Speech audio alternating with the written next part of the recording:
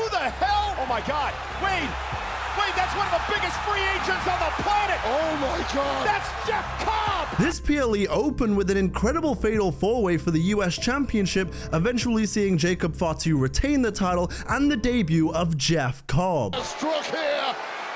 Fatu. And Fatu retains.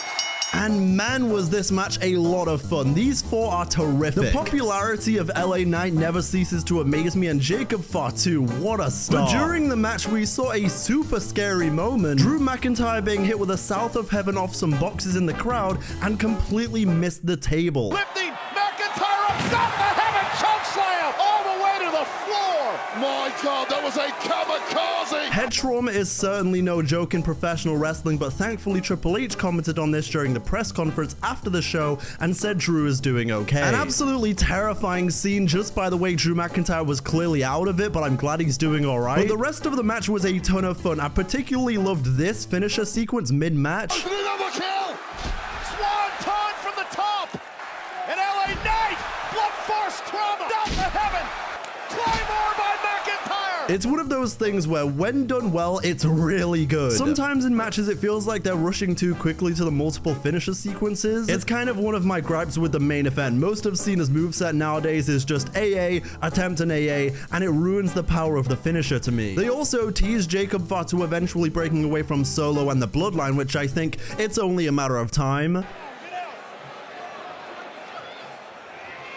He's gonna be one of the biggest baby faces when it happens, and I can't wait. Although I do find myself liking Solo more and more, and I hope he finds his feet again too. Solo Sikoa Street Champ era in NXT 2.0 was genuinely entertaining, and I pray that eventually he gets to showcase everything he can do on main once again. You know, outside of being a grumpy heavy for the Bloodline. Jeff Cobb admittedly is one of those wrestlers that I really only know in passing. I can't say I've seen a ton of Jeff Cobb matches, but I am seated. This PLE also saw John Cena against Randy Orton in the main event one last time. Eventually, Cena once again with his heel tactics, using them to retain the championship. Defend John, low blow.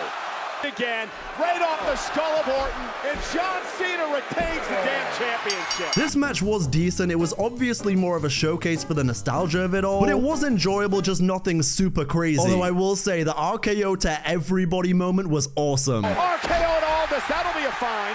Another RKO. It's an RKO party in St. Louis. A frustrated Orton with RKO after RKO. That man Nick Aldis got a lace up again soon, bro. You can't keep letting him get away with this. But while this match had its moments, there were way too many ref bumps for my liking. Up for a punt of his own, Randy Orton moves out of harm's way. Randy now went for an RKO. Orton shoved into the official. It's effective when done well, but at what point do we draw the line with too much ref abuse? Randy Orton is Cena now drives. Oh, man. Also, John, we gotta talk about the dad shoes sock combo. It's ruining the aura of your final run, I'll be for real. You're bringing back your hair. Bring back the J's too, I say, Unk. And we certainly have to talk about this. You had a match with Randy Orton at one point where John Cena was forced to be the referee in that match because of this whole silly Nexus situation you were involved in. There's nothing silly about the Nexus. I was a young guy trying to punch up and make a name for myself. Michael Cole, clearly not Nexus. He is against us. Nexus slander is justifiable to an extent, but I will not accept it for that banger theme song they used to have. Attitude adjustment, wait a minute! But one cool moment in this match was Randy hitting an AA of his own through the announce table. Randy with an AA! But eventually they made up for that slight botch with another one through a normal table. Another AA! And then R-Truth would come down to protect his childhood hero John Cena from a punt, eventually getting an RKO for his troubles. Whoa. What the hell are you doing, Truth? RKO! And then where things get real interesting is this moment during the press conference. Hey, congratulations, man. I am so proud of you. I never gave up. I've always supported you. You know, we got a lot of history. You know what I'm talking about. You know what I'm saying, dog? I'm so proud of you, even if people say you suck and can't wrestle. Ron, that was over the line. You say one more thing, and I promise there'll be repercussions. But I just want to tell you.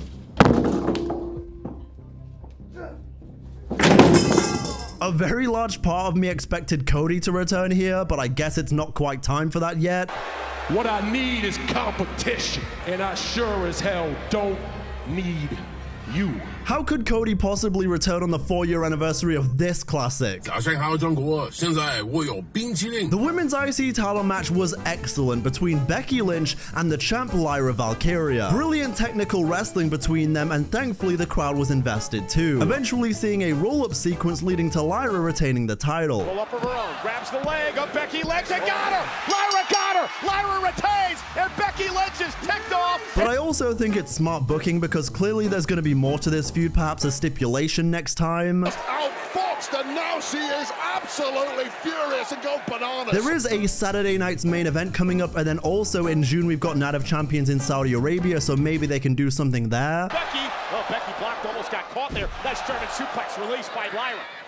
Valkyria with a big spin kick. That Lyra Valkyria, though, is something special, man, and I'm glad she's slowly getting the crowd behind her more and more. Because while she's mostly over, there's still another layer where the crowd is going to really take to her and how good she is. This arm up reversed nicely there. And now, Lyra with an armbar of her own on Becky. I still really need the mainstream audience to get into the do-do-do-do-woo, do-do-do-do-woo a bit more, but we'll work on it. I know a lot of people hate Becky for a variety of reasons nowadays, but you can't deny that she's helping get Lyra over with a crowd that might not be so familiar with Lyra's game. Lyra Valkyria wins, retains the title, and Becky Lynch clearly frustrated. Next we saw Penta against Dominic Mysterio, which was fantastic. Eventually seeing shenanigans with Judgment Day and El Grande Americano lead to a frog splash as Dom retains. What the hell is Chad Gable?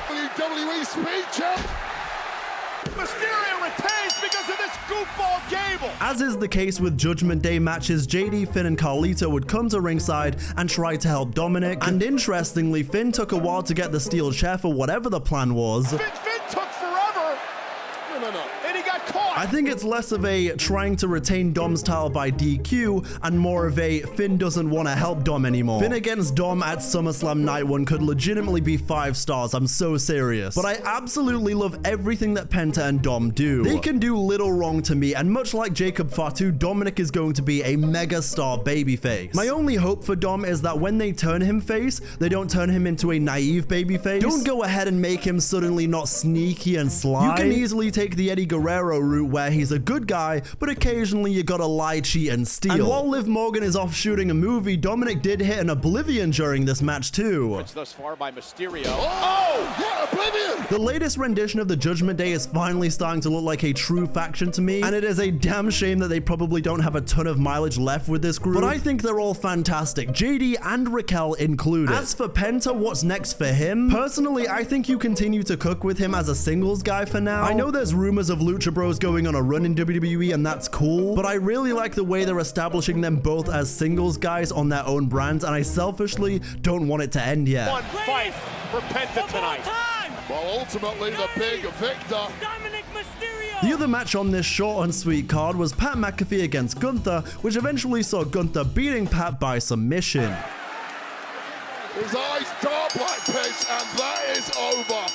It wasn't clean by any means, but I don't think it needed to be. I really enjoyed it, and I thought it actually did more to restore Gunther's aura than a quick tap out ever would have done. Gunther was violent and dominant while also being cocky, and his character work really showed out. But I particularly loved this spot in this match. Pat! McAfee, landed on his feet, Gunther from behind.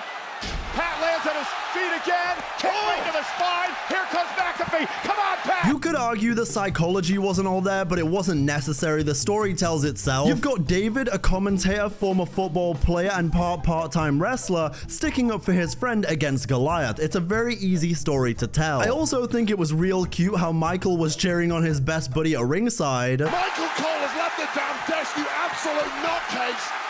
McAfee coming back alive! I'm telling you, Gunther, it is only a matter of time before you see that orange singlet again on Michael Cole, before you get Cole mined, and then you're done. Pat saves Cole from being powerbombed by Gunther too. Oh my god! Oh! Get on it, McAfee! For me, wrestling almost comes last to storytelling and crowd engagement, controversially so perhaps. A wrestling match can be technically brilliant, and of course that is important, I'm not saying it isn't, but I can't enjoy a match fully if the story isn't there for me to invest in, and if the crowd isn't invested in said story. Post-match, Gunther also shows a modicum of respect to Pat for that fight. Overall, this was a very fun show. Also, on the kickoff show, someone had a Logan Paul as a poor man's MJF sign, and if anything, that's pretty funny.